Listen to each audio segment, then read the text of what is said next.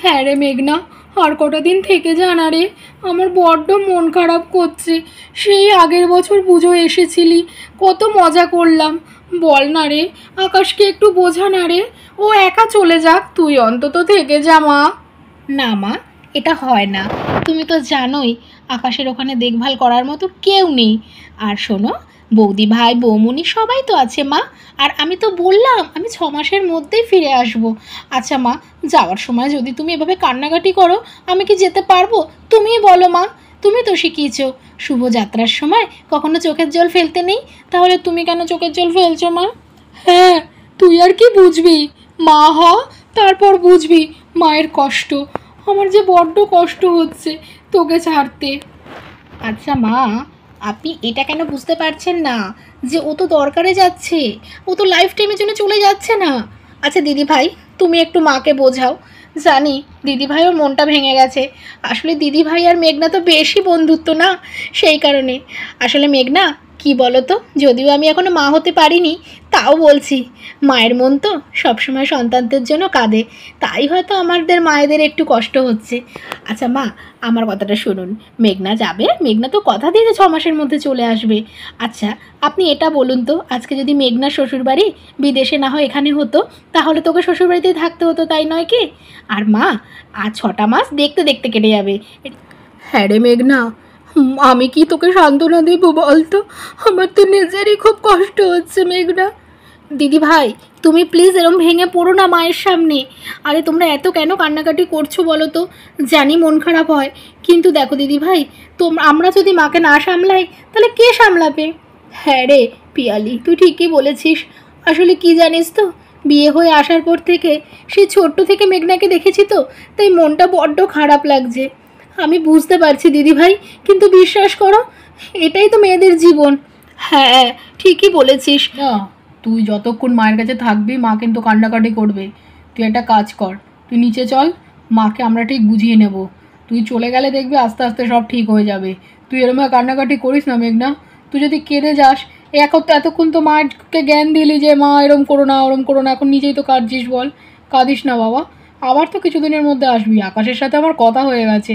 চল এবার আস্তে আস্তে, বাবা নিচে বসে রয়েছে, বাবাকে প্রণাম করে, তোদের গাড়িও রেডি, চল। আর শোন বাবা, ওখানে কি ভালোভাবে থাকিস, আমাদেরকে একটু ফোন টোন করিস, আর কোনো অসুবিধা হলে কিন্তু জানাতে ভুলিস না, ঠিক আছে? থাকবি তো মাত্র 2টো মানুষ, তার মধ্যে আকাশ চলে যাবে আর তুই একটা বাড়িতে একা। সত্যি বাবা, আমাদের টেনশানে, জানলে পরেই আমাদের টেনশানে ঘাম ছুটে যাচ্ছে। আচ্ছা মেঘনা, চ, ওদিকে তো তাড়া দিচ্ছে, আবার কান্নাকাটি করছিস? কাঁদিস না বাবা, কেঁদে কী হবে বলতো? আমরা কি লাইফ টাইমের জন্য যাচ্ছি? প্রত্যেকের চোখে জল, এটা ভালো লাগে? কত এসেছিলাম যখন, কত সবাই হাসি খুশি ছিল, এখন বৌদি ভাই বৌমনি সবাই কান্নাকাটি করছে। আচ্ছা মেঘনা, তুই একটা কথা বলতো, আমরা তো আবার আসবো নাকি? চল নিচে চল, আমাদের ফ্লাইট ক্যান্সেল হয়ে গেলে কিন্তু খুব সমস্যায় হবে। আসছি বাবা, ভালো থেকো, আশীর্বাদ করো যেন ভালোভাবে আমরা যেতে পারি, আশীর্বাদ করো। আমার ছেড়ে যেতে কষ্ট হচ্ছে, কিন্তু কি করব বাবা, যেতে তো হবেই বলো।